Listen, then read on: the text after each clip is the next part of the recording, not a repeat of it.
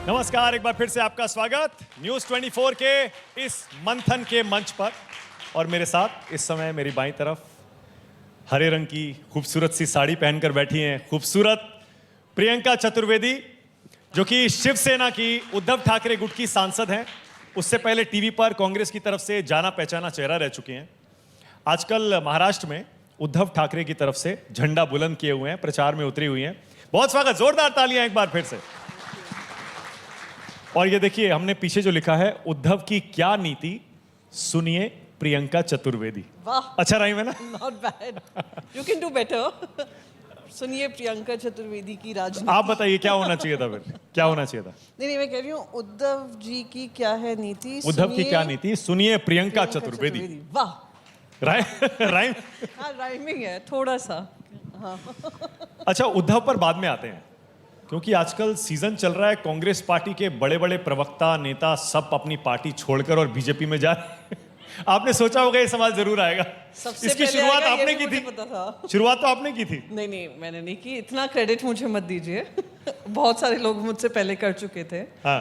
पर हाँ, हो सकता है क्योंकि मेरा जाना शायद काफ़ी लोगों को लगा कि प्रियंका चतुर्वेदी जो इतना कमिटेडली काम कर रही थी वो निकल गई हैं, तो इसलिए शायद ज़्यादा न्यूज़ में आया। पर ये सिलसिला जारी रहता है। आप देखिए, भारतीय जनता पार्टी के भी इधर उधर जा रहे हैं। अभी महाराष्ट्र में sitting member of parliament Bharatiya Janata party के उन्मेष पाटिल शिवसेना में आए हैं, हमारे गुट में आए हैं।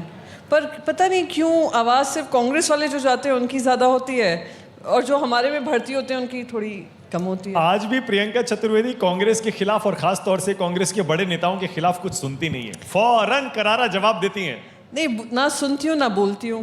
पर क्योंकि सवाल मेरे ऊपर पूछा गया था कि आप पहली थी जो निकल कर गई, तो मुझे अपने आप को डिफेंड करना ही पड़ा था। अच्छा, आपको हैरानी हुई थी, ईमानदारी से बताइएगा, जब गौरव वल्लभ, रोहन गुप्ता, गौरव वल्लभ, यकीन नहीं हुआ जब मैंने सुना और फौरन देखा कि बीजेपी ऑफिस पहुंच गए।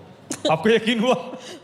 स्पीड पे यकीन हो गया कि जिस स्पीड से गए, मैंने कहा इतनी स्पीड तो किसी और की नहीं रही होगी।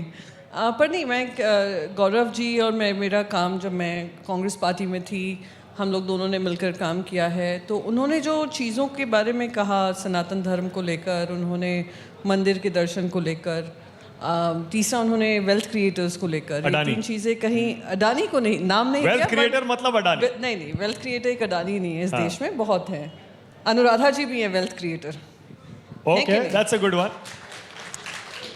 सो वेल्थ क्रिएटर बहुत हैं, पर कुछ लोगों को खास वेल्थ क्रिएटर बना दीजिए। देखिए कैसे आपके मन में सीधा अडानी आया।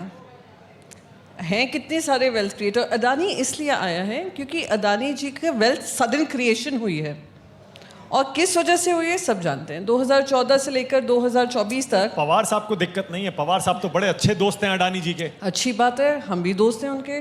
पर जहाँ गलत है गलत है, जहाँ सही है वो हम बोलेंगे। अच्छा, प्रियंका चतुर्वेदी। अच्छा, किसको वेल्थ क्रिएटर से दुश्मनी होती है? किसी को नहीं होती ना। हमारे जॉब्स उन पे निर्भर हैं, प्रॉफिट्स निर्भर है, देश की प्रगति उन पर निर्भर है।